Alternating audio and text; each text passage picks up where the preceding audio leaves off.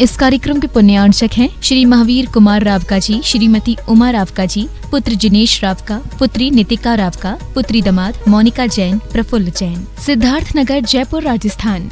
स्वर्गीय श्री रतनलाल जी की पुण्य स्मृति में श्रीमती तारामणि देवी, श्रीमती चंदा देवी, ललित जैन, सारिका, डॉक्टर आदित्य, हर्षित एवं समस्त बड़जात्या परिवार, इम्फाल, मणिपुर। सुगानी परिवार, जयपुर। श्री प्रदीप शाह, श्रीमती संगीता शाह, श्री सौम्य शाह, श्रीमती निकिता, श्री चयन शाह, शिवांगी, सुभाष नगर, बांसवाड़ा, राजस्थान। श्रीमान मोहन लाल जी गदिया, श्रीमती भंवरबाई, पुत्रवधू। श्री पदमचंद गदिया, श्रीमती विमला, पुत्र पुत्रवधू। श्री नरेश कुमार, श्रीमती राजुल, पुत्र पुत्रवधू। श्री जय कुमार, श्रीमती मटरा, पुत्र पुत्रवधू। श्री कमल कुमार, रेणु, पुत्र पुत्रवधू। पौत्र पीयूष कुमार, पंकज, अरिहंत, अंकित, आदित्य, पौत्रवधू। श्रीमती इंदिरा, शिल्पी, ऋचा, प्रियंका, दिव्या, आभा एवं समस्त गदिया परिवार, भीलवाड़ा, राजस्थान। श्रीमान त्रिलोक चंद जी गंगवाल, श्रीमती कांता, श्रीमान अशोक, श्रीमती शकुंतला, पुत्र पुत्रवधू। श्रीमान अमित, शालिनी, पुत्र पुत्रवधू। श्रीमान प्रतीक, मोनिका, पौत्र पौत्रवधू। सुश्री तनुश्री, रिद्धि, अतिशय, रिजुल एवं समस्त गंगवाल परिवार, भीलवाड़ा, राजस्थान।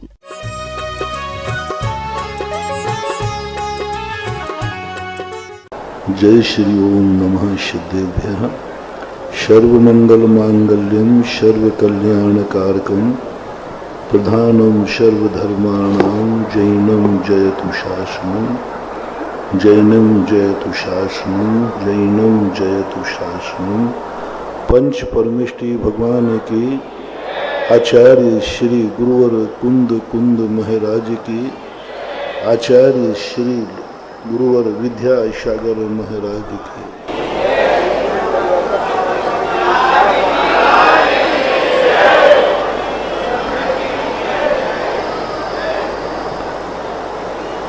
वर्तमान युग में धर्म को लोगों ने एक मोक्ष का स्वरूप मान लिया है। एक बहुत बड़ी भूल हुई है कि धर्म से हमें मात्र मोक्ष ही मिलता है।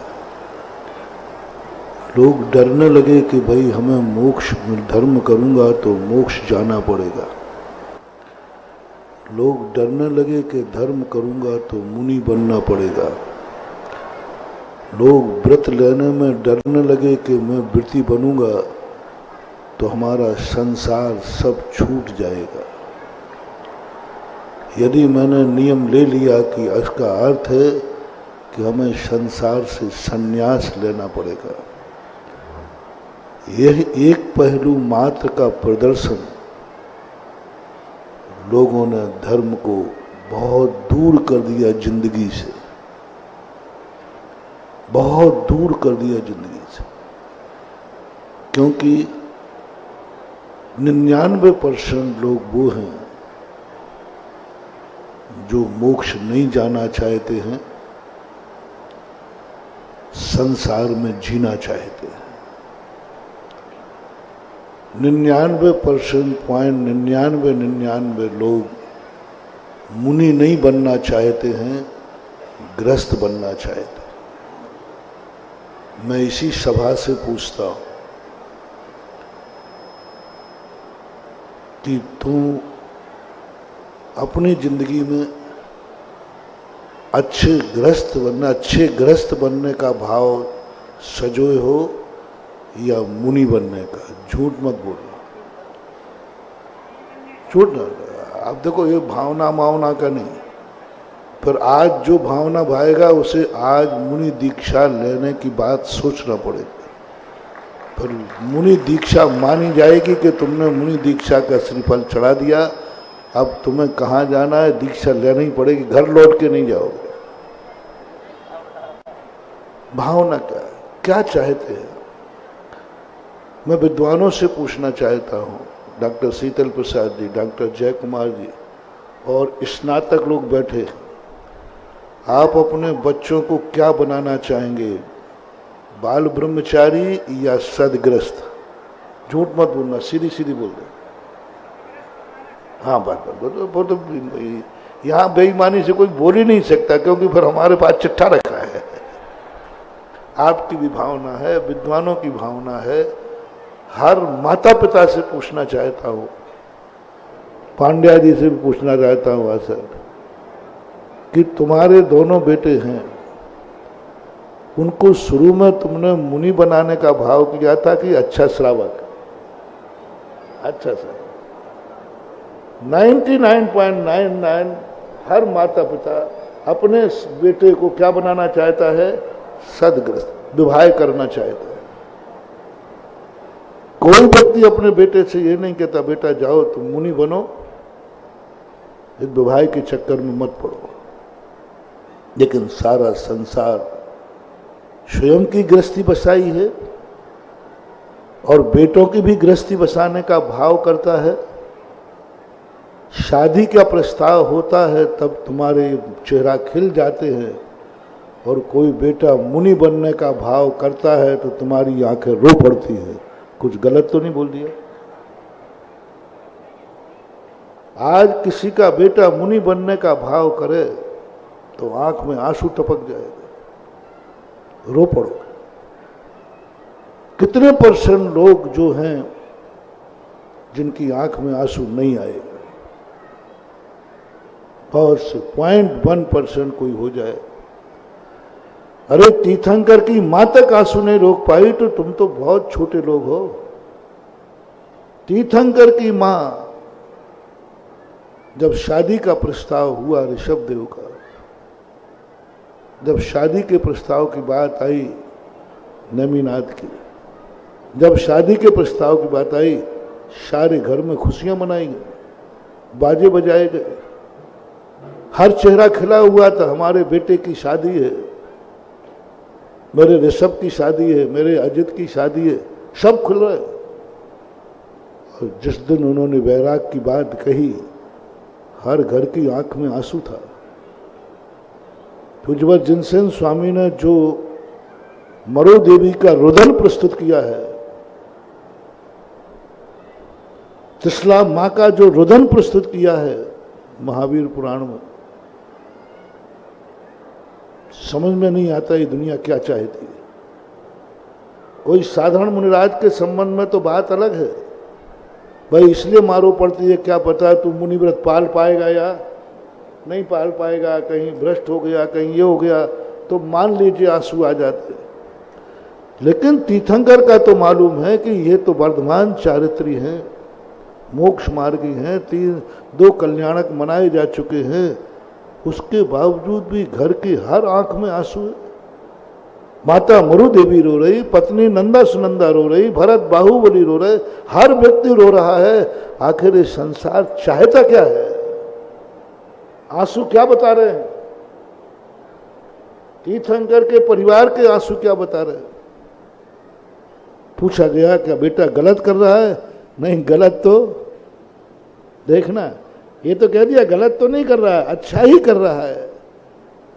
फिर उतनी खुशी आज तक मैंने शास्त्रों में पढ़ा है, जितनी खुशी बेटे ने शादी विवाह का मंजूरी दी, जिन बेटों ने, उनके माँ बाप को जितनी खुशी हुई, जितना उन्होंने वैभव लुटाने की बात की। शादियां कैसे होती आप सबको मालूम, बाजे गाजे बाजे, रिश्तेदार, सब क्या होता है वो सब आपको मालूम। ऐसा आज तक इतनी खुशी किसी ने दीक्षा के समय किसी माँ बाप ने अपने घर में मनाई हो तो उसका एक एग्जाम्पल आप दीजिए। मुझे तो नहीं मिला, आप लोगों को शायद मिला हो। वही खुशी, जो खुशी आपने बेटे के संसार में प्रवेश करते समय आपके संसार ने खुशी मनाई, मैं उस पर कोई हस्तक्षेप नहीं कर रहा हूँ। मात्र एक चाहता हूँ कि मुनि दीक्षा का जिसने प्रस्ताव रखा, किस माँ बाप का चेहरा खिला, किस माँ बाप के चेहरे में आनंद की लहर दौड़ गई। उनका लाव बाजे, सजाओ घर को, आज मेरा बेटा दीक्षा ले रहा है। क्यों? ऐसा भाव क्यों नहीं आता है? क्या चाहता है संसार? क्या चाहते हो तुम खुद अपने संबंध में? क्या चाहते हो तुम अपने बेटों के संबंध में क्या चाहते हो तुम परिवार को, कैसा देखना चाहते हो इस संसार को। पूछते हो मुनि को, पूछते हो भगवान को, लेकिन भगवान बनने की बात जब आती है तो आंख में आंसू आ जाता है। भगवान के नास्तिक नहीं हो तुम, आस्तिक हो, परम भक्त हो। भगवान के दर्शन के बिना आप पानी भी नहीं पीते, मान लिया। भगवान के गुणानुवाद करते समय आप थकते नहीं हैं। इतना गुणानुवाद कि उनके सामने अपनी निंदा भी कर बैठते हो। भगवान की प्रशंसा करते करते जब भक्त थक जाता है तो वो स्वयं की निंदा चालू कर देता है, अपने की निंदा चालू कर देता है, अपने कृत्यों की निंदा चालू कर देता है, अपने परिणामों की निंदा चालू कर देता है। आज तक जो मैंने किया वो सब पाप था, बुरा था, निंदा था, यहां तक आ जाता। आदिनाथ भगवान की पूजा में देखो क्या आप लोगों ने निंदा की है भगवान के सामने। अपनी पुरानी पूजा है एक आदिनाथ, उसमें चतुर्गति वर्णन किया है कि हे भगवान मैं कहाँ कहाँ गया, मैंने क्या क्या किया, मैं क्या वर्णन पढ़ करके ये तक तुमने कर दिया। और भगवान की प्रशंसा में तो तुमने क्या कर डाला, मुनियों की प्रशंसा में तुमने क्या कर डाला। मुनियों को चलते फिरते सिद्ध कह डाला, मुनियों को चलते फिरते तुमने परमेष्ठी कह डाला, मुनियों को चलते फिरते तुमने कह दिया ये चलते फिरते तीर्थ हैं, तीर्थ। गजब तो जब हुई जब आपने ये भी कह दिया मुनिराज कौन है, चलते फिरते सिद्धों सम चरणों में शीस, ये कह डाला। यानी कितना है तुम्हारी दृष्टि में इस पद के प्रति सम्मान, धर्म के प्रति, धर्मात्मा के प्रति। लेकिन जब स्वयं अंगीकार की बात आई और स्वयं बेटे की अंगीकार की बात आई तो आंख में आंसू क्यों, क्यों क्यों नहीं वो आनंद उछला, क्यों नहीं वो बाजे बजे, क्यों नहीं सारे रिश्तेदार आके नाचे, क्यों नहीं, क्यों आ रहा है आंसू। ये रहस्य में बहुत बार जब भी तीर्थंकरों का पंचरणाक होता है और भगवान जब दीक्षा लेते हैं उन माँ बाप के रुदन को देख करके सोचने को मजबूर हो जाता हूँ कि संसार कहता कुछ है और करता कुछ है, चाहता कुछ है और करता कुछ है। चाह रहा है भगवान सदा दुनिया में बने रहें, हर व्यक्ति चाह रहा है कि हमारे यहाँ महाराज का चतुर्मास हो, हर व्यक्ति चाह रहा है हमारे महाराज का हमारे घर में आहार हो, सब चाह रहे, इसमें कोई कमी नहीं है। अच्छी वस्तु है, मुनि पद बहुत अच्छा है, तभी तो आप अपने घर में आहार देना चाहते हो। मुनि पद बहुत अच्छा है तभी तो चतुर्मास कराना चाहते हो। मुनि पद बहुत अच्छा है तभी तो तुम नमोस्तु करते हो। मुनि पद बहुत अच्छा है तभी तो तुम आशीर्वाद की कामना करते हो। ये सब चीजें सही है, लेकिन तुम्हारी चाहत क्या है, तुम अपनी जिंदगी में क्या चाहते हो, तुम अपनों को किस रूप में देखना चाहते। दो बातें। मुनि के संबंध में मैं संदेह नहीं कर रहा हूं, आप परम मुनि भक्त हैं। मैं ये संदेह भी नहीं करना चाहता हूं आप परम भगवान के भक्त। मैं ये पूछना चाहता हूं कि आप अपने संबंध में और अपनों के संबंध में क्या चाहते हो। मैं और मेरा कभी भगवान न बने, रोना बता रहा है, अब सगुन बता रहा है। मैं और मेरा कभी कोई मुनि न बने, ये तुम्हारा आंसू बता रहा है। जब ये दशा तुम्हारी देखी तो इससे सिद्ध तो हो गया कि आप लोग भली पूजा करें भगवान की, गुरु की, धर्म की, लेकिन आप स्वयं अपनी जिंदगी में वही करना पसंद करते हैं जो धर्म के विरुद्ध है, जो धर्म से हासिल नहीं होता है, जिसके लिए धर्म करने के लिए छोड़ना पड़ता है, वही आप करना मंजूर करते हैं। वही आपका मन चाहता है, वही आपकी इंद्रियां चाहती हैं और उसी में आप खुश नजर आते हैं। ये बात अलग है कि बाद में पश्चाताप करते हो, आई एम सॉरी महाराज, गलती हो गई। अब करेंगे। अब पूछा जाए इन पंडितों से, क्यों आपने गृहस्थी बसा के क्या किया? अरे महाराज जी अब याद मत दिलाओ, गलती हो गई। काश आप जैसे हमारे भी परिणाम हो जाते। अब कहेंगे, बेटा भी कहेगा, संतति बनी रही। चलो कोई बात नहीं, मैं आपको रुलाऊंगा नहीं। मैं धर्म से ऐसा कोई कार्य नहीं कराऊंगा जिससे आप रो पड़ो। मैंने धर्म का वो पहलू देखा, एक पहलू धर्म का वो देखा जिसका उपदेश दिया और जिसने स्वीकार किया, दुनिया रो पड़ी, आत्मी जन रो पड़े, जो मैंने बता दिया। धर्म का एक पहलू है संसार निर्वृत्ति, संसार के कार्यों से निर्वृत्ति, अपनों से निर्वृत्ति, यहां तक की निर्वृत्ति जिन माँ बाप को दुनिया बुरा नहीं मानती उनसे भी निर्वृत्ति है। माँ बाप से निर्वृत्ति, परिवार को दुनिया बुरा नहीं मानता, धर्म का एक पहलू है, उनसे भी निवृत्त हो जाओ जो तुम्हारे हितैषी हैं, जन्मदाता हैं, जिनकी उपस्थिति, जिनकी संगति पुण्य का चरम फल है। तुम्हारी जिंदगी में तुम्हारा पूरा परिवार तुम्हारे साथ फलता फूलता रहे, माँ बाप जिंदा रहें, भाई बंधु जिंदा रहें, सब पूरा हरा भरा परिवार रहे, ये पुण्य का चरम फल है। उस परिवार को शुभ मानते हैं, शगुन मानते हैं। प्रतिष्ठा पाठों में उल्लेख आया कि जिनके परिवार सब भरे पूरे रहते हैं वे परिवार पुण्यात्मा परिवार होते हैं। उनके लिए जब धर्म ने कहा इनसे भी निर्वृत्ति करो, इनको भी छोड़ दो, अशुभ को नहीं, अशुभ को नहीं, जो तुम्हारे अच्छे हैं, जननी जन्मभूमि से, जन्म देने वाली जननी और जन्मभूमि की जहां कवियों ने प्रशंसा की, इनको भी तुम अशुभ मान लो, ये भी तुम्हारी बाधक हैं। जेल की बेड़ियां तो बेड़ियां थीं, जिस धर्म के एक पहलू ने घोषणा की, पत्नी जिसे लोग अपना सुहाग सौभाग्य मानते हैं, बेड़ी मान लो। जिस परिवार की सहमति सब लोगों को निर्भय करती है, कहा ये रखवाले मान लो। जिस मकान के नागल पर सारी दुनिया खुश होती है, मेरा मकान बन गया, धर्म ने एक आवाज लगाई, इसको जेल मान लो। घर कारागृह, वनिता बेड़ी, परिजन है।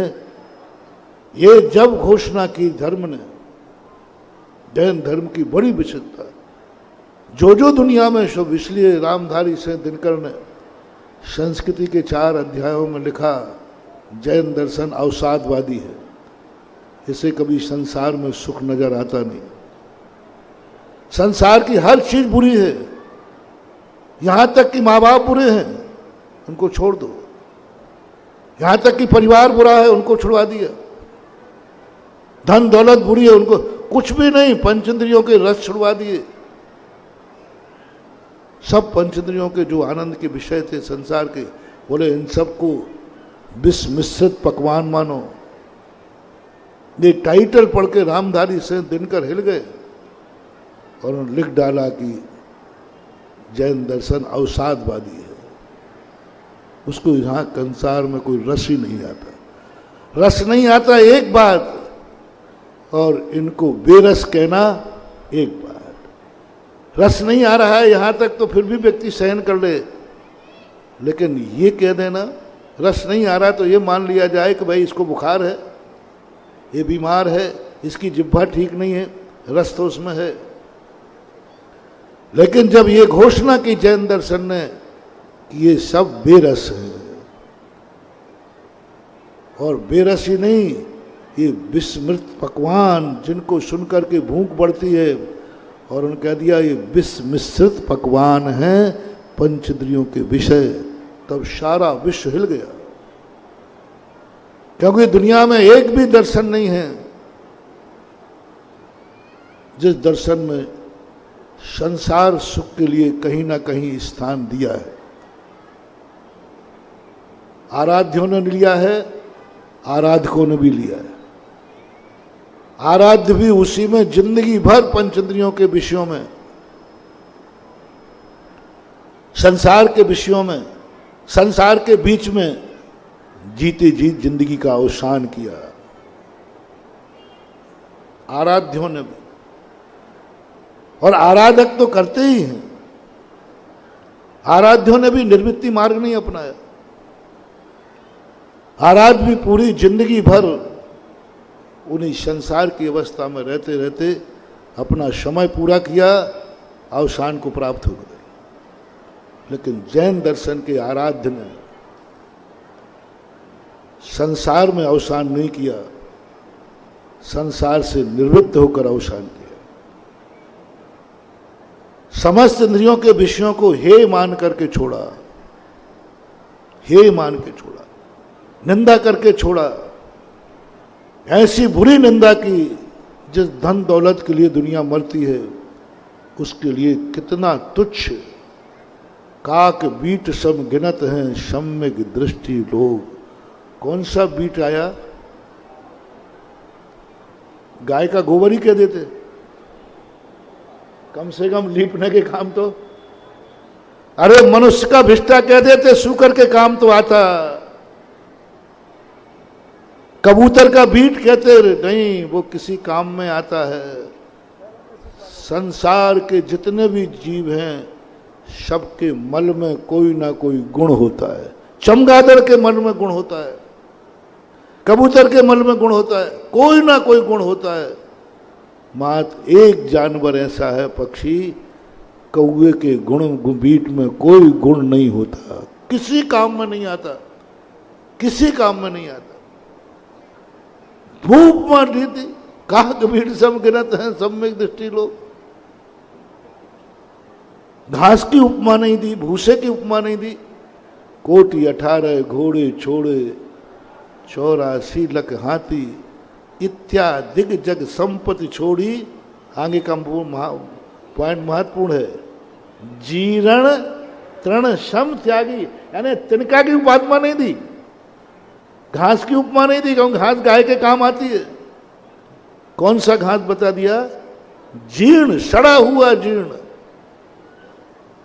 कौन संसार प्रेमी इस वाक्य को सहन करेगा? कौन संसार प्रेमी करेगा? ये जैनियों के जैन देव ने जीर्ण सिमतमता की निंदा करके छोड़ी धनपति, निंदा करके छोड़ा सारा परिवार, बेड़ियां कह के छोड़ा सारा परिवार, जेल कह के छोड़ा सारा घर।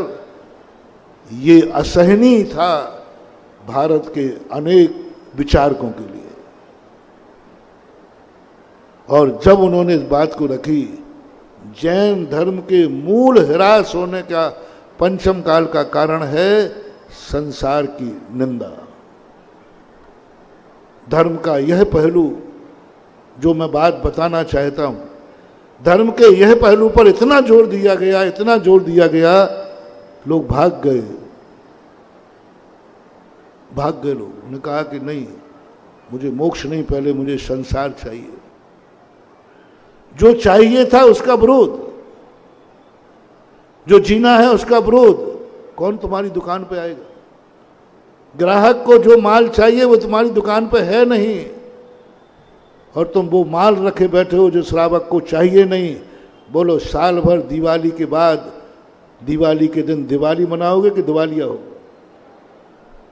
क्योंकि तुम्हारी दुकान पर माल ही नहीं है जो दुनिया को चाहिए। तुमने बोर्ड लगा रखा है वीतराग जैन धर्म। इस दरबार में कोई भी संसार की वस्तु नहीं मिलती। कोई भी संसार की वस्तु जो मांगता है वो मिथ्या दृष्टि पंडितों ने शुरू कर दिया, समय सार की गद्दियों पर बैठ बैठ करके भगवान के सामने कोई इच्छा करना, भगवान के सामने अपने दुख दूर करने का भाव करना, ये मिथ्यार्थ है, अनंत संसार है, दुर्गति का कारण है, वो धर्मद्रोही है, धर्म विद्रोही है, मिथ्या दृष्टि है। गालियां और दे डाली,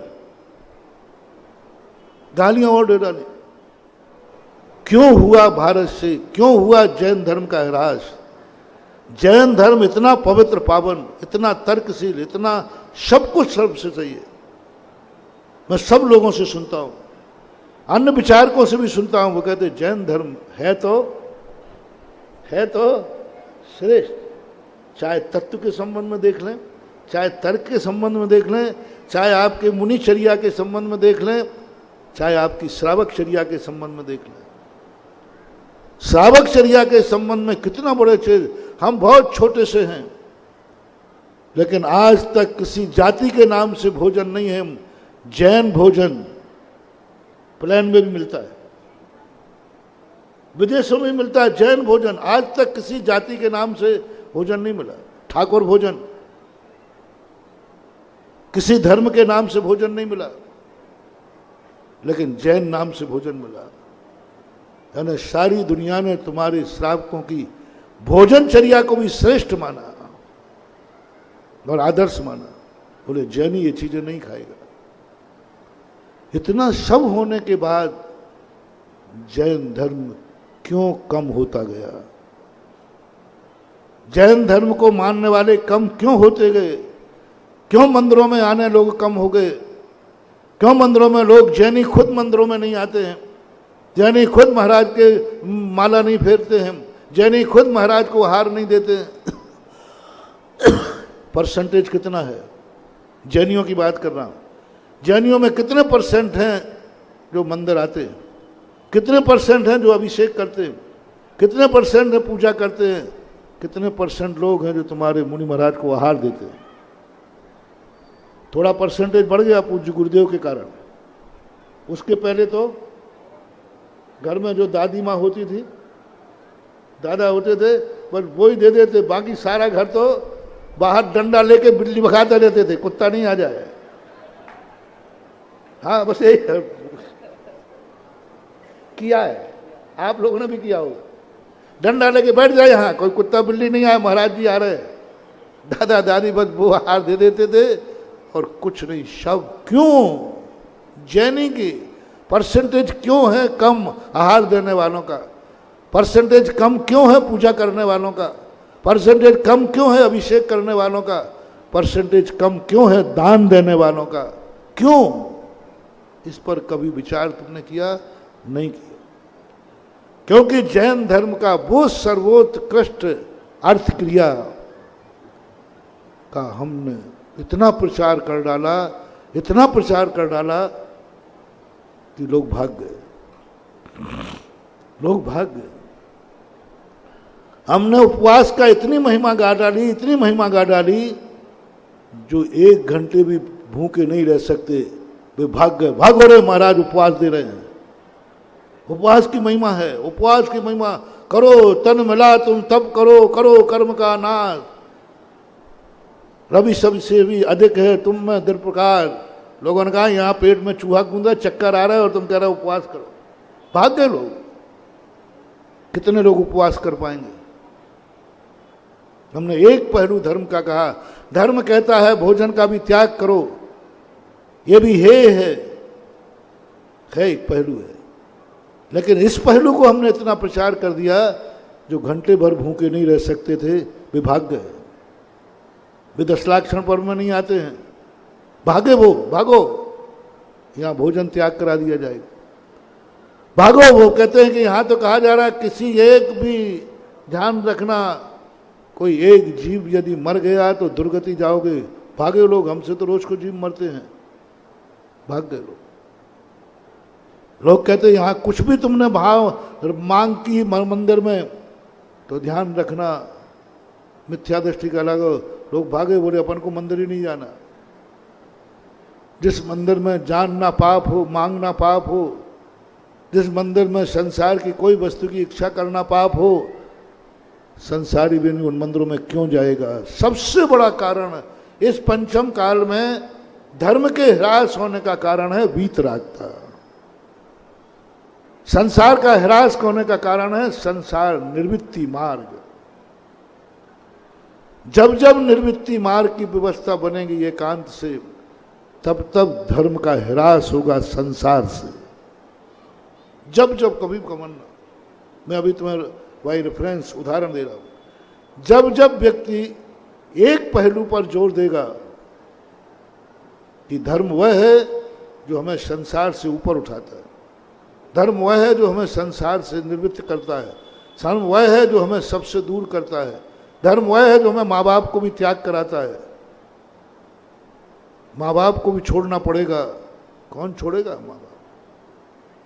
कौन छोड़ेगा? कोई नहीं छोड़ेगा। कहा भैया हम धर्म ही छोड़ते हैं, माँ बाप तो नहीं छोड़ पाएंगे। बेटे का त्याग करना पड़ेगा, आज से तुम्हारा बेटा नहीं रहेगा। बाप ने कहा कि मैं धर्म का त्याग करता हूं, बेटे का त्याग नहीं कर सकता। बड़ी मुश्किल से बेटा पैदा किया है, आंखों का तारा है, राज दुलारा है, मैं अब इसको बेटा नहीं कह सकूंगा। नहीं कह सकोगे, बेटा धर्मात्मा बन गया है। धर्मात्मा को बेटा कहना तुम्हारे लिए अपराध हो गया। उन्होंने कहा कि मैं बेटे को धर्मात्मा नहीं बनाऊंगी, क्योंकि फिर हम बेटे को बेटा, ये अभिशाप हो गया। बेटे को बेटा नहीं कह सकती धर्मात्मा से, पति को पति नहीं कह सकती, पत्नी को पत्नी नहीं कह सकती, क्योंकि आरिका बन गई है। अब संबंध खत्म। और सारे संसार को संबंध बहुत प्यारे हैं महानुभाव। संबंध टूटता है, क्यों रोई वो माँ त्रिशला। कौन सा बुरा कार्य कर रहे थे महावीर स्वामी, कौन सा बुरा कार्य कर रहे थे आदिनाथ भगवान। क्यों रोई माँ, क्यों रोए पिता, क्यों रोई नंदा सुनंदा। मात्र एक कारण, धर्म से भी प्यारा दुनिया में होता है संबंध। आदिनाथ मर रहे थे क्या? महावीर क्या मर रहे थे क्या? नहीं, जिंदा थे, दीक्षा ले रहे थे, दीक्षा ले रहे थे। कोई मर नहीं रहे थे, कोई दुनिया से नहीं जा रहे थे, दुनिया में रहते। मात्र एक कारण का दुख, धर्म से भी बड़ा, मुनि से भी बड़ा, भगवान से भी बड़ा इस संसारी प्राणी को कोई प्यारा है, उसका नाम क्या है? संबंध है। संबंध प्यारा है। बेटे माँ का संबंध, माँ बेटे का संबंध, पति पत्नी का संबंध, भाई बहन का संबंध, जो भी संबंध है वो संबंध से प्यार है। आज के बाद ये संबंध टूट जाएगा, आज के बाद ये संबंध खत्म हो जाएगा। बस उस संबंध के टूटने की बात आते ही बड़े बड़े सम्यक दृष्टि, बड़े बड़े सम्यक दृष्टि। दूसरा पहलू है, झूठ की कला सीखो। झूठ कैसे बोलना, कब बोलना, कहाँ बोलना, किसके साथ बोलना। चोरी भी करना, चोरी की जाती है। आप गृहस्थों के लिए चोरी का त्याग नहीं होता, पर चोरी करने की कला, कहाँ करना, कब करना, कैसे करना। जिसको चोरी करना नहीं आता वो धर्म की रक्षा कर ही नहीं सकता। जिस माँ को झूठ बोलना नहीं आता वो बेटे की सुरक्षा नहीं कर सकती। ये जैन धर्म। जिस माँ को झूठ बोलना नहीं आता वो माँ निपुती हो जाएगी। एक भी माँ नहीं है जिसने अपने बेटे से कभी झूठ नहीं बोला हो। बाबा ले गया,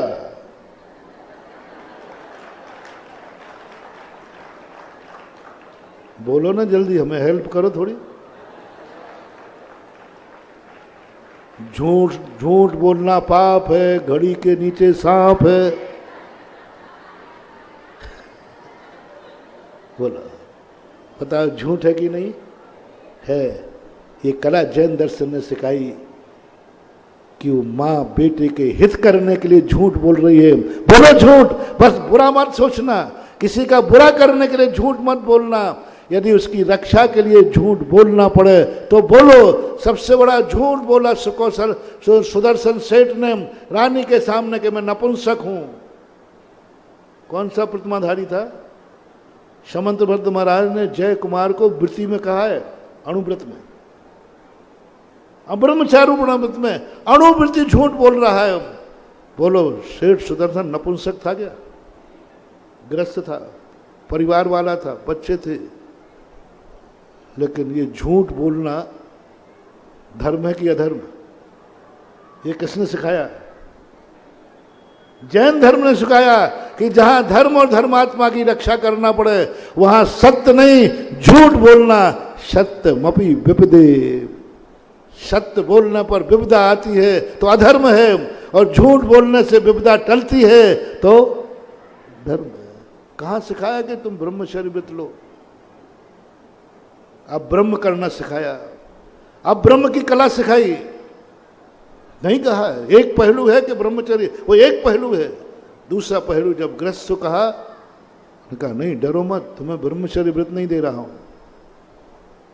अब ब्रह्म नहीं, अब ब्रह्म की कला, तुम सुधार संतोष व्रत ले लीजिए। बस अनैतिक नहीं करना, अनैतिक नहीं करना। कला सीखो, अब्रह्म की कला, जैन दर्शन की अब्रह्म की कला। पूज्यवर समंत्र भद्र महाराज, अब ब्रह्म की कला नहीं कह रहा हूं, ब्रह्म की कला तो हम लोग खाते हैं, आप लोगों को सिखाया अब ब्रह्म की कला। अब ब्रह्म को इस प्रकार से आप पंच इंद्रियों के विषयों को ग्रहण करो। परिग्रह की कला, कमाने का कहीं निषेध नहीं है, किसी शास्त्र में कमाने का गृहस्थ को निषेध नहीं किया। यदि किया होता तो 4 पुरुषार्थ नहीं रखे जाते, उसमें अर्थ पुरुषार्थ भी जैनाचार्य ने किया। यदि कमाना बुरा होता तो ऋषभदेव 6 कर्मों का उपदेश, वो तीर्थंकर थे, अवधिज्ञानी थे, वे पाप का धर्म विरुद्ध थे नहीं थे, धर्म के शास्त्रा थे, धर्म के संचालक थे, धर्म के प्रवर्तक थे, धर्म का प्रचार करने आए थे। यदि 6 कर्म करना, आजीविका करना अधर्म होता तो ऋषभदेव अधर्म का कार्य नहीं करते, वो तो धर्म के नेता थे।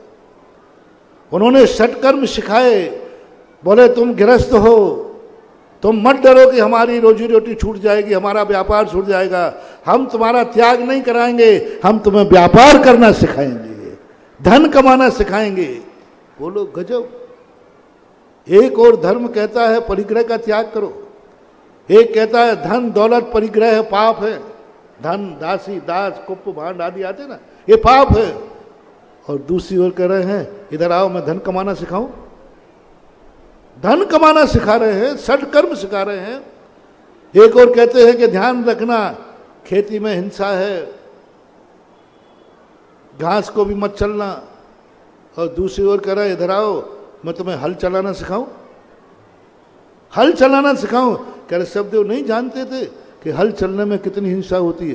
क्या यह जैन धर्म नहीं है? 6 कर्म की व्यवस्था जैन धर्म ने की है कि दूसरे धर्म ने की? जैन धर्म में, जैन शास्त्रों में की। ये पहलू क्यों छोड़ दिया गया आज कि धर्म से 6 कर्म करने वाला भी धर्मात्मा है?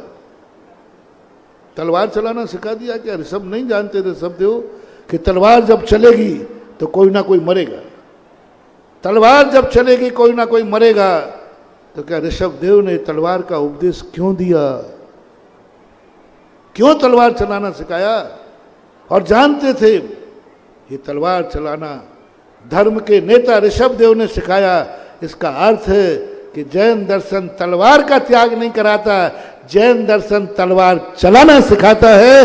कैसे चलाना, कब चलाना, कौन चलाए, कैसे चलाए।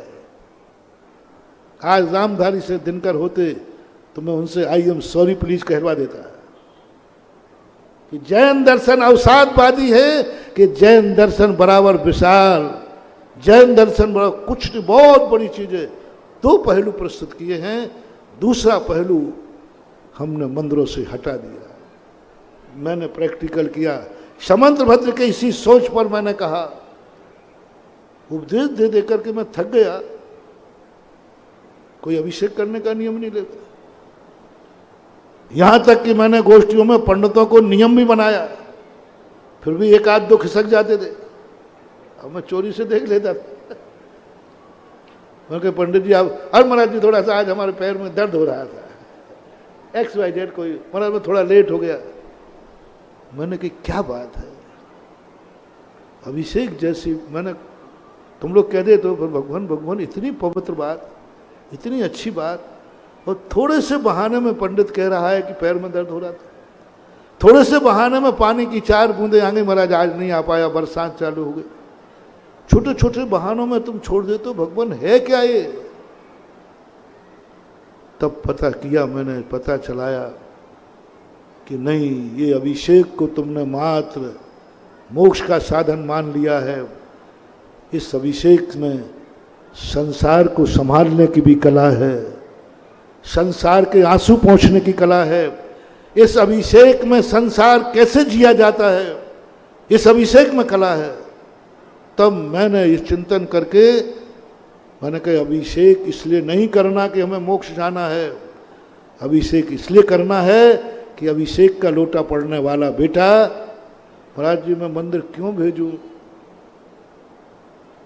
मुझे अपने बेटे को मुनि नहीं बनाना है, मुझे धर्मात्मा नहीं बनाना है, मुझे अच्छा व्यापारी बनाना है, अच्छा कमाऊ बनाना है। मैंने कहा बिल्कुल वही कला सिखा रहा हूँ, तुम्हारा बेटा बेटा बना रहे, तुम्हारा बेटा राजा बेटा बना रहे। तूने राजा बेटा कहा ना? हाँ कहा है। तो तुम्हारा बेटा राजा बेटा बना रहे, इसलिए अभिषेक करने बुला रहा हूँ, क्योंकि मेरा विश्वास है कि जो बेटा सुबह अभिषेक का लोटा उठाएगा उसके हाथ में कभी शराब की बोतल नहीं आएगी। मैंने कि मोक्ष जाने के लिए नहीं, शराब की बोतल है, क्योंकि शराब की बोतल आएगी तुम्हारा बेटा राजा बेटा नाली में पड़ा दिखाएगा। और मेरी भावना है कि तुम्हारा राजा बेटा राजा ही बने, कभी नाली में ना पड़े, इसलिए भेज दीजिए। फिर तो महाराज भेज दूंगा, लोगों ने भेज दिया। और मोक्ष की कह के थक गए, उन्होंने कहा मोक्ष में भेजना ही नहीं महाराज, काय को चिल्ला रहे? राजा बेटा बना रहे। महावीर के जितने सिद्धांत हैं, समाजवादी, राष्ट्रवादी, मोक्षवादी कम है, मोक्षवादी बहुत कम है। सारे सिद्धांत समाजवादी, राष्ट्रवादी, संसार में कैसे जीना है इस पर ज्यादा जोर दिया महावीर ने। इसलिए जब मैंने कहा कि इसको जीवन से जोड़ो, क्या समझते हो शांति धारा से मोक्ष ही मिलता है? नहीं, संसार भी मिलता है, दुख भी दूर होते हैं। शांति धारा को जब मैंने पढ़ा, पूरी शांति धारा में एक स्थान पे कहीं मोक्ष की बात नहीं, अंत में एक बात आई है थोड़ी सी मोक्ष की। पूरी शांति धारा में संसार कष्ट निवारण, तुम्हारे ही नहीं पेड़ पौधों के जितने कष्ट है उनका निवारण। अरे मैंने कहा कि जैन धर्म का यह पहलू तो लोग भूल ही गए। और जब मैंने कहा आओ यहाँ आओ, तुम्हारा संसार संभालता हूँ, दोनों हाथ में लड्डू, तुम्हारा कष्ट भी दूर हो जाएगा और भगवान के पास भी तुम बने रहोगे, आओ। बेटा पड़ोसी में भीख मांग रहा है, क्योंकि हम बाप से भीख नहीं मांग सकते, घर की इज्जत घर में है, आओ क्या तकलीफ है? बोले महाराज हमारा बेटा बीमार है, यहाँ तो बात कर नहीं सकते, मिथ्या दृष्टि है। वो दूसरे लोग हैं ना, वहाँ लिखा है संकट मोचक। अब संकट में तो जाऊंगा महाराज, तो चुपचाप वहाँ जाने लगा। मैंने कहा यहाँ आओ, यहाँ भी संकट मोचन होता है।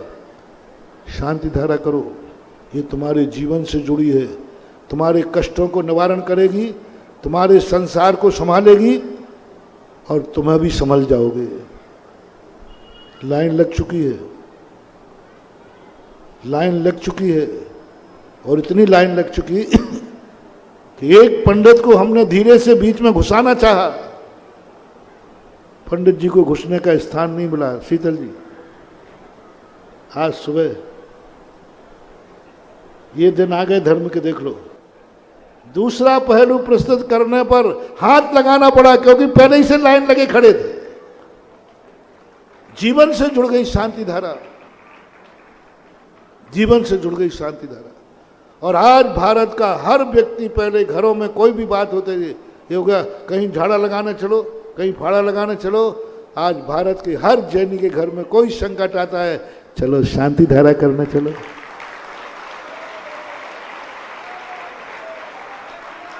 मैं मानता हूं इस परिणाम से मोक्ष तो नहीं मिलेगा, लेकिन इस परिणाम से वो गृहीत मिथ्यास से बचकर नरकों तो नहीं जाएगा। कम से कम भगवान के सामने ही तो मांग रहा है। क्या करे, गृहस्थ है, बेटा बीमार है, गधे को भी बाप कहने को तैयार है। हम तो भगवान को ही भगवान कहलवा रहे हैं। अटके पर तो लोग गधे को बाप कह देते हैं, हम तो अटके पर भगवान को भगवान ही कहला रहे हैं कि भगवान को भगवान कहे तेरे शब्द सुन। भक्तांबर पाठ पूरा दूसरे पहलू से भरा है। मोक्ष की चर्चा उसमें बहुत कम है, बहुत कम है, अंत में जाके कर दी। पूरे भक्तांबर स्तोत्र में क्या भरा है? संसार के संकट निवारण। ये दूसरा पहलू का अभाव हो गया। तो आज मैं इस प्रसंग में पाठशाला वालों से कहना चाह रहा हूं कि पाठशालाओं के प्रति लोगों की ये धारणाएं बन गई हैं कि पाठशाला बनने का धर्मात्मा बनना नहीं। पाठशाला का अर्थ है अच्छा बेटा बनना, अच्छा बाप बनना, अच्छी माँ बनना, अच्छी बहन बनना, अच्छा दोस्त बनना, अच्छा ब्याही जी बनना, अच्छा रिश्तेदार बनना, अच्छा कुंवर साहब बनना, अच्छा मामा बनना, अच्छा मामा भांजा बनना। पाठशाला कुछ नहीं करती, बस दुर्योधन होने से बचाती है और शकुनी मामा से बचाती है। मामा भी जिंदाबाद रहेगा और दुर्योधन भी, भांजा भी जिंदाबाद रहेगा। धर्म का दूसरा पहलू, महाराज मैं मामा को नहीं छोड़ सकता, हाँ नहीं छुड़ाऊंगा। मामा कहता मैं भांजे को नहीं छोड़ सकता, नहीं छुड़ाऊंगा। तो महाराज दोनों नहीं छुड़ाओगे, मामा भांजा जिंदा रहेंगे, जिंदा रहोगे। बस तुम शकुनी मत बनना, तुम दुर्योधन मत बनना। जाओ, जैन धर्म कहता है मामा भांजे बैठ जाओ नाव में, कभी नहीं डूबोगे। दुर्योधन और शकुनी बन के मत बैठना। यह है जैन दर्शन की कला। और आज ये वर्तमान में बहुत जरूरी हो गया, क्योंकि आज कुछ भी सुनने को तैयार नहीं है मोक्ष की बात। वो कहता हमारी समस्या का समाधान बताओ।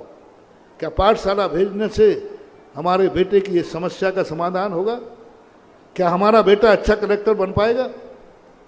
क्या हमारा बेटा ऑफिसर बन पाएगा? क्या हमारा बेटा जितनी देर में पाठशाला पढ़ेगा, उतनी देर में जो कोर्स की पढ़ाई पढ़ेगा, उसके नुकसान की पूर्ति हो पाएगी? ये खोजना है आज इस कलयुग में। जब मोक्ष के दरवाजे ही बंद हैं तो क्यों ना संसार संभालें। जब मोक्ष है ही नहीं तो क्यों ना अपन संसार को संभालें। जब मोक्ष पहुंचना ही नहीं है तो मोक्ष महल की सीढ़ी ना बताकर अच्छे संसार की सीढ़ी बताओ ना, सम्यक दर्शन को। जब मोक्ष है ही नहीं तो मंदिर जाने से हमारे कर्म क्षय होकर मोक्ष हो जाएगा, ये ना बता के ये बताएं कि मंदिर आओगे तो तुम अच्छे श्रावक, इज्जत कमाओगे, शान कमाओगे और धन दौलत से भरपूर पाओगे। ये दूसरा पहलू आज के समय पर बहुत महत्वपूर्ण है। महानुभाव, सारे विद्वानों से कहना है, पाठशाला के जो आज प्रवचन सुन रहे हैं, जहां बैठकर आप अपने बच्चे को भेजो, इसलिए कि वो आपका बेटा है, बस बेटा बना रहे, जिस पर तुम्हें गर्व हो, जिस पर नाज हो, जिस पर तुम्हारा मस्तक ऊंचा उठ जाए। बेटे को पाठशाला इसलिए नहीं भेजना कि वो महाराज बन जाए, जिसके सामने मस्तक झुकाना पड़े। मस्तक झुकाने वाली पाठशाला अभी पंचम काल में नहीं चलेगी, मस्तक उठाने वाली पाठशाला इस पंचम काल में चलेगी। एक वो पाठशाला है जिस पाठशाला में तुम्हारा बेटा पढ़ेगा, एक दिन तुम्हें उस बेटे के सामने झुकना पड़ेगा, नमोस्तु करना पड़ेगा। क्योंकि पाठशाला में पढ़ने वाला बेटा मुनि बनेगा तो बाप क्या करेगा? झुकेगा। ये बाप को पसंद नहीं है आज के समय कि मैं बेटे के सामने झुकूं। तो क्या बेटे के सामने झुकूं? ये नहीं पसंद है। ये पसंद नहीं है उसको कि मैं कल बेटा मुनि बने, त्यागी वृत्ति बने, मैं उसको नमोस्तु करूं। ये मुझे पसंद नहीं है। चलो इस पहलू को एक तरफ रखो, पाठशाला भेजो बच्चे को, महाराज ध्यान रखना, मैं वो मार्ग मत बताना कि मेरा मस्तक झुक जाए। नहीं, पाठशाला भेजो, मैं बच्चे को वो इंसान बनाऊंगा कि तुम्हारा मस्तक ऊंचा उठ जाएगा। बोलो, झुकाया कि उठाया? झुकाया कि उठाया? झुकाने वाला तुम पसंद नहीं था ना। तुम अपने बेटे को पाठशाला भेजोगे, तुम्हारा मस्तक ऐसा उठेगा, ऐसा उठेगा, सारे दुनिया के मस्तक झुक जाएंगे और तुम्हारा मस्तक ऊंचा रहेगा। ये दूसरा पहलू है धर्म का। एक पहलू है कि धर्म ऐसा करो कि सारे दुनिया के मस्तक झुक जाएं।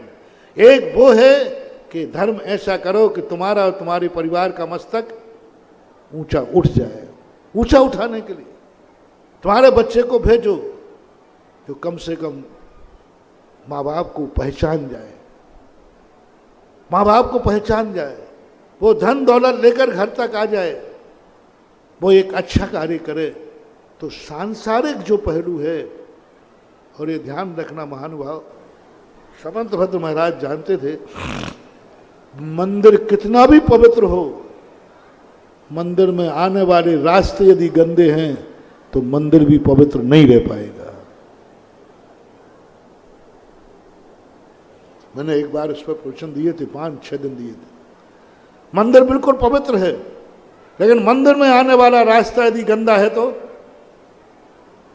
पूजा की थाली में 50 साल से देख रहा हूं, हर मंदिर की वही है। ललितपुर में पूजा की थाली देख रहा हूं, कब से? 91 से 91 से पूजा की थाली देख रहा हूं, कोई परिवर्तन नहीं हुआ, वही है। हमारे पहले भी वही थे। जब से ललितपुर है तब से पूजन की थाली वही है, जैसी थी वैसी है। और कहूं, चौथे काल में जैसी थाली थी पूजन की, वैसे ही आज है पूजन की थाली। 2 थालियां हैं, एक पूजन की थाली, ये धर्म की थाली, उत्कृष्ट थाली। अब दूसरी थाली देखूं, भोजन की थाली है, जैसी थी वैसे ही है।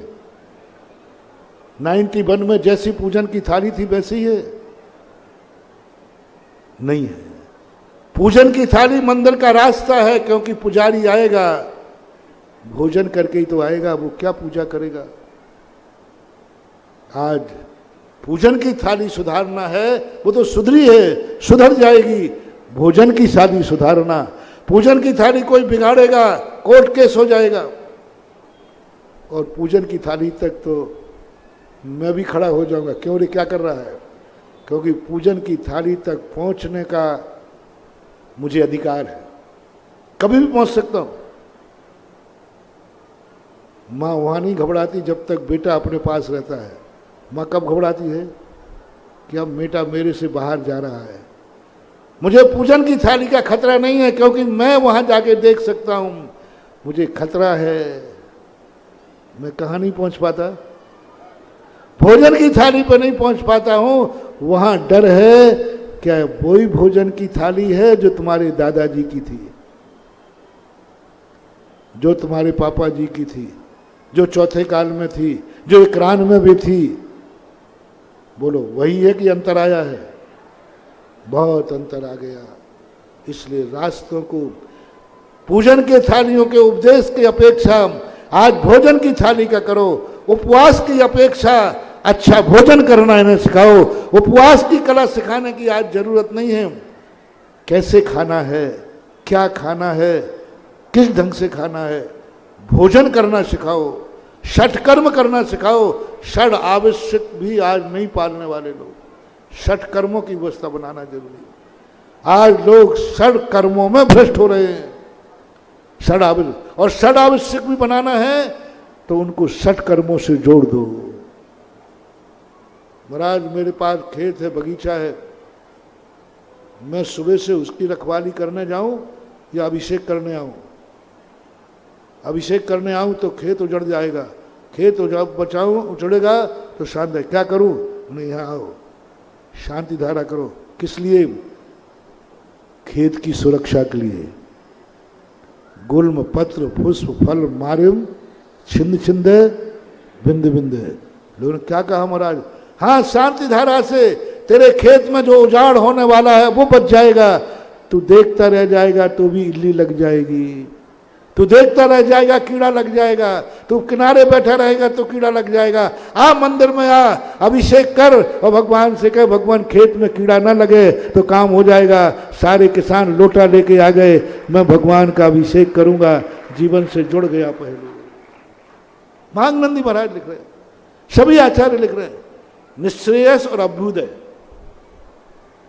एक भी आचार्य ने ऐसा नहीं कहा धर्म को जो मात्र निश्रेयस सुख ही देता है। हर आचार्य कहते हैं निश्रेयस नहीं मिला तो अभ्युदय सुख मिलेगा ही मिलेगा। तो धर्म से अभ्युदय सुख भी मिलता है, धर्म से तुम्हारे संसार भी संभलता है और धर्म हो ही जाएगा। इन पहलुओं को लेकर आज अभी इतना ही कहता हूँ। अभी कल का दिन भी और है, तो अब समय आपका ज़्यादा हो गया, फिर अपन चर्चा करेंगे। आज की बात गृहस्थों के लिए यदि ये प्रवचन, ये विचारधाराएँ चली गई तो जैसे आज स्कूल हाउसफुल चल रहे हैं, ऐसी पाठशालाएं हाउसफुल चलेंगी। जैसे स्कूल आज डोनेशन देके चलते हैं, लोग पाठशाला में डोनेशन देंगे। आज जैसे स्कूल की बसें चलती हैं, पाठशाला के लिए ऑटो रिक्शा और बसें चलेंगी। आज जैसे माँ बाप सुबह स्कूल को भेजने जाते हैं, बच्चे को ऐसे ही गाड़ी पर बैठे कि शाम को पाठशाला भेजने आएंगे। जैसे बच्चे को सुबह उठाकर स्कूल जाते, क्योंकि स्कूल उनकी ज़िंदगी से जुड़ा है, स्कूल उनकी ज़िंदगी की समस्या से जुड़ा है, स्कूल उनकी इच्छाओं की पूर्ति से जुड़ा है, इसलिए वो वहाँ इतनी मेहनत करते हैं। आपको यदि पाठशालाएँ चलाना है तो उन पाठशालाओं को उनकी ज़िंदगी की समस्याओं से जोड़ दो, उनकी समस्याओं पर विचार करें, तो ये जरूर पाठशालाएँ चलेंगी। ठीक है, शराग भक्ति होगी, मोक्ष तो नहीं होगा, लेकिन नरक तिर्यंच गति भी नहीं होगी। महावीर भगवान की जय। इस कार्यक्रम के पुण्यार्चक थे श्री महावीर कुमार रावका जी, श्रीमती उमा रावका जी, पुत्र जिनेश रावका, पुत्री नितिका रावका, पुत्री दामाद मोनिका जैन, प्रफुल्ल जैन, सिद्धार्थ नगर, जयपुर, राजस्थान। स्वर्गीय श्री रतनलाल जी की पुण्य स्मृति में श्रीमती तारामणि देवी, श्रीमती चंदा देवी, ललित जैन, सारिका, डॉक्टर आदित्य, हर्षित एवं समस्त बड़जात्या परिवार, इम्फाल, मणिपुर। सुगानी परिवार, जयपुर। श्री प्रदीप शाह, श्रीमती संगीता शाह, श्री सौम्य शाह, श्रीमती निकिता, श्री चयन शाह, शिवांगी, सुभाष नगर, बांसवाड़ा, राजस्थान। श्रीमान मोहन लाल जी गदिया, श्रीमती भंवरबाई, पुत्रवधू। श्री पदमचंद गदिया, श्रीमती विमला, पुत्र पुत्रवधू। श्री नरेश कुमार, श्रीमती राजुल, पुत्र पुत्रवधू। श्री जय कुमार, श्रीमती मटरा, पुत्र पुत्रवधू। श्री कमल कुमार, रेणु, पुत्र पुत्रवधू। पौत्र पीयूष कुमार, पंकज, अरिहंत, अंकित, आदित्य, पौत्रवधू। श्रीमती इंदिरा, शिल्पी, ऋचा, प्रियंका, दिव्या, आभा एवं समस्त गदिया परिवार, भीलवाड़ा, राजस्थान। श्रीमान त्रिलोक चंद जी गंगवाल, श्रीमती कांता, श्रीमान अशोक, श्रीमती शकुंतला, पुत्र पुत्रवधू। श्रीमान अमित, शालिनी, पुत्र पुत्रवधू। श्रीमान प्रतीक, मोनिका, पौत्र पौत्रवधू। सुश्री तनुश्री, रिद्धि, अतिशय, रिजुल एवं समस्त गंगवाल परिवार, भीलवाड़ा,